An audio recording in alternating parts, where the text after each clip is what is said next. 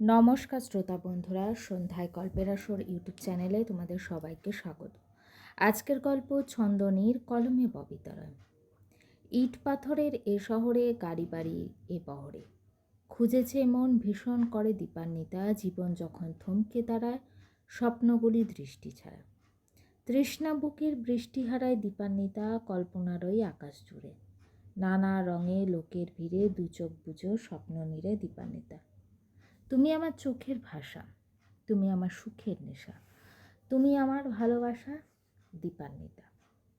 মেয়েটি চলে গেল, তবে হাঁটার গতি খুব স্লো। মেয়েটির গমন পথের দিকে তাকিয়ে অনিমেষ গান শেষ করলো। ভেবেছিল কত মেয়েকেই তো চলার পথে দেখে হুট করে ভালো লেগে যায়, আবার দুদিন পরে ভুলেও যায়। খুব আশ্চর্যের বিষয় হলো মেয়েটি অনিমেষের মস্তিষ্কে খাপটি মেরে বসে রইল। শত চেষ্টা করেও সরাতে পারল না। সেদিন সারা রাত অচেনা মায়াবী চেহারার মিষ্টি মেয়েটি অনিমেষকে ঘুমোতে দিল না। সারাটা রাত তার কথা ভেবেই কাটল। পরদিন খুব অল্প সময়ে মেয়েটির ঠিকানা জোগাড় করে ফেলল। মেয়েটিকে লুকিয়ে লুকিয়ে ফলো করা অনিমেষের নিত্যদিনের কাজ হয়ে দাঁড়ালো।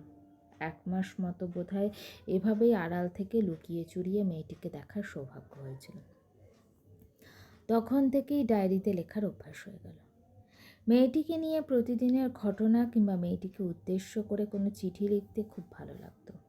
তবে কখনো মেয়েটির সামনে যাওয়া হয়নি। ভুল করেও মেয়েটিকে নিজের অনুভূতির কথা বলে একটি চিঠিও দেওয়া হয়নি।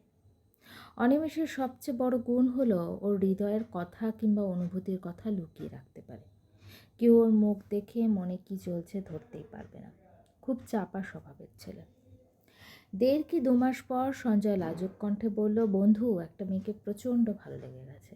তোর হাতের লেখা তো খুব সুন্দর, একটা প্রেমপত্র লিখে দে না। মেয়েটা কে? বলবো, সব বলবো তোকে। তার আগে সুন্দর করে একটা প্রেমপত্র লিখে দে। অনিমেষ হেসে ফেলল, বলল, মেয়েটির নাম কি? মাধবীলতা। অনিমেষের কেমন যেন লাগলো, তবে প্রকাশ করলো না। কত মেয়ের নামই তো মাধবীলতা হয়। অনিমেষ যাকে মনে মনে পছন্দ করে নিশ্চয়ই সে হবে না। তবে গভীর রাতে মাধবীলতার মায়াবী মুখখানি স্মরণ করে মনের মাধুরী মিশিয়ে চিঠিখানা লিখল অনিমেষ। পরের দিন চিঠিটা সঞ্জয়ের হাতে তুলে দিল। সঞ্জয় চিঠির ভাঁজ খুলে একবার চোখ বুলিয়ে নিল। বলল, ইস, কি লিখেছিস মায়েরি, এই চিঠিখানা পড়ে যে কেউ তোর প্রেমে পড়ে যাবে। উত্তরে অনিমেষ হাসল। অনিমেষ তখন জানতো না যে ওর গোপন ভালো লাগার মানুষটাকেই সঞ্জয় এই চিঠিটা দেবে। অনিমেষের চিঠিতে বোধহয় কাজ হয়েছিল। সঞ্জয় প্রায় অনিমেষকে দিয়ে চিঠি লিখিয়ে নিত।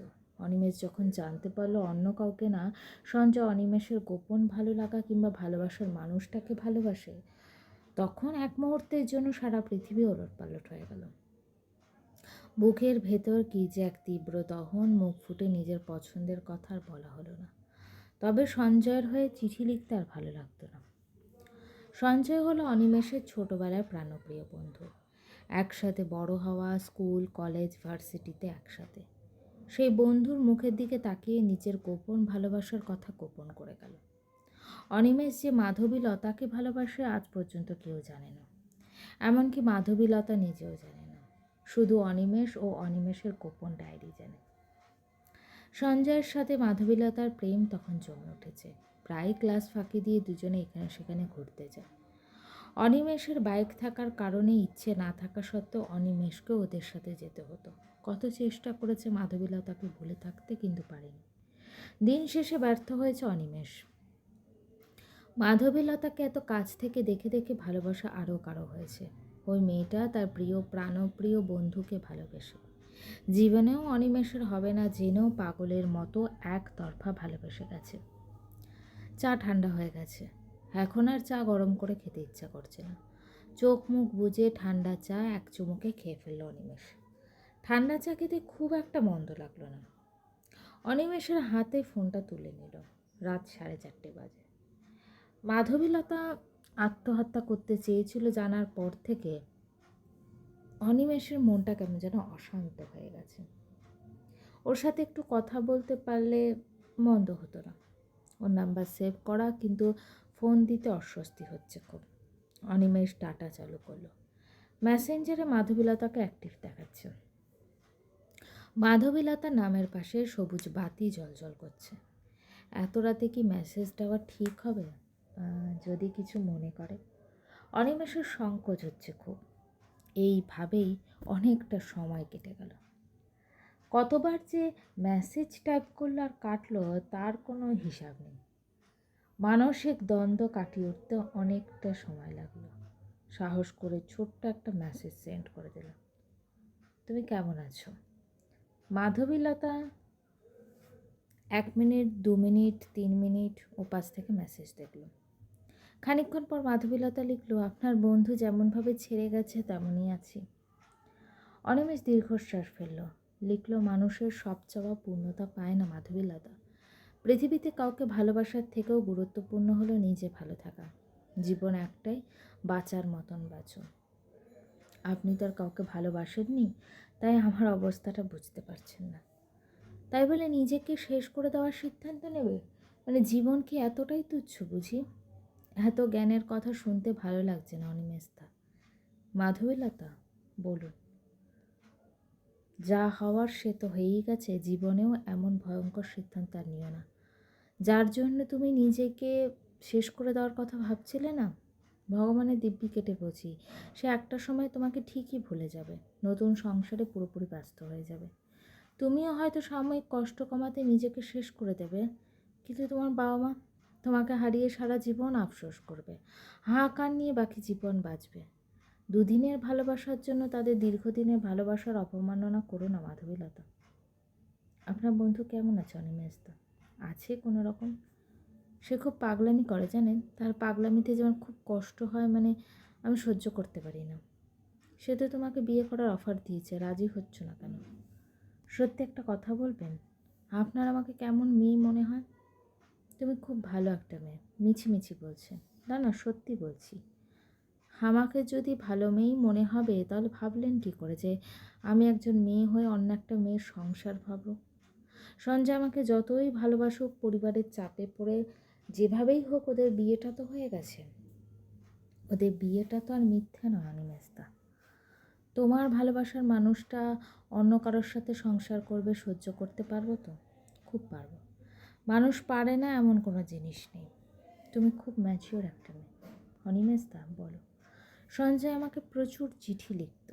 সবগুলো চিঠি আমি খুব যত্ন করে তুলে রেখেছি। চিঠিগুলো খুব আবেগ দিয়ে লিখত, এতটাই আবেগ দিয়ে লিখত যে কিছু কিছু চিঠি পড়ে না অটোমেটিক চোখে জল চলে আসতো। কী যে খুশি লাগতো আমার। নিজের ভাগ্য থেকে না নিজেরই মাঝে মাঝে হিংসে হতো যে একটা মানুষ আমাকে এত বেশি ভালোবাসে।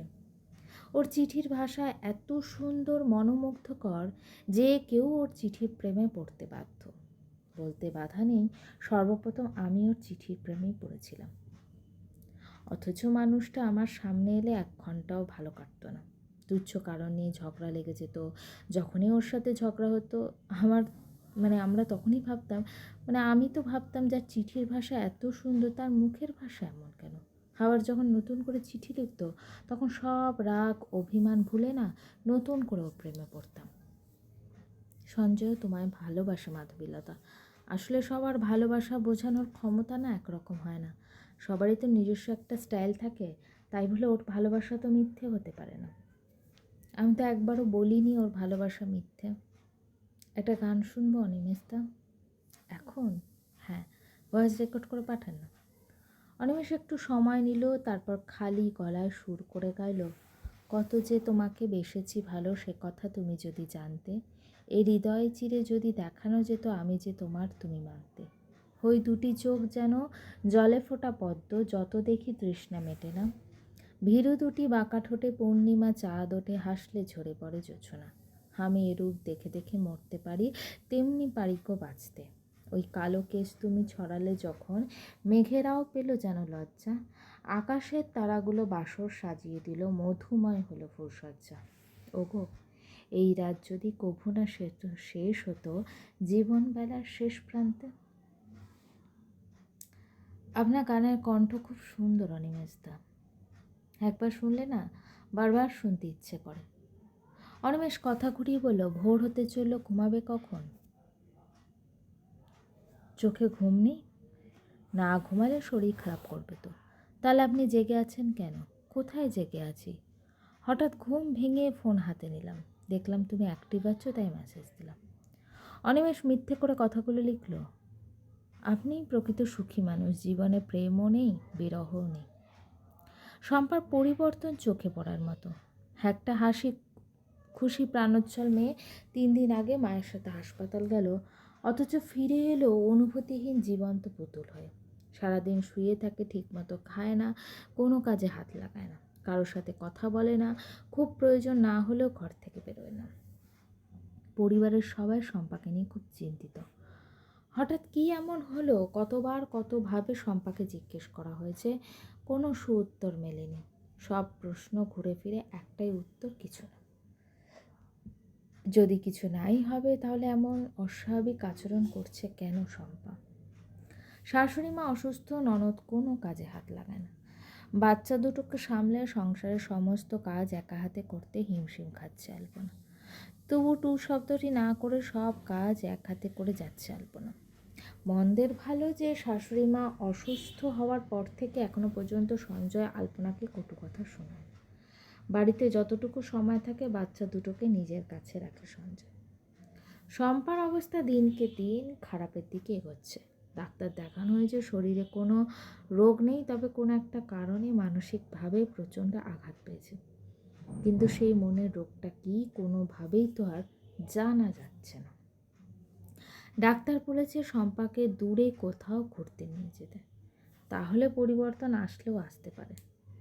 আর যত তাড়াতাড়ি সম্ভব শম্পাকে মনোরোগ বিশেষজ্ঞ ডাক্তারদের দেখা বলা হয়েছে। সুনিতা কিছুতেই না মেয়েকে পাগলের ডাক্তার দেখাবে না। তার মেয়ে পাগল হয়নি যে তাকে ধরে বেঁধে ডাক্তার দেখাতে হবে।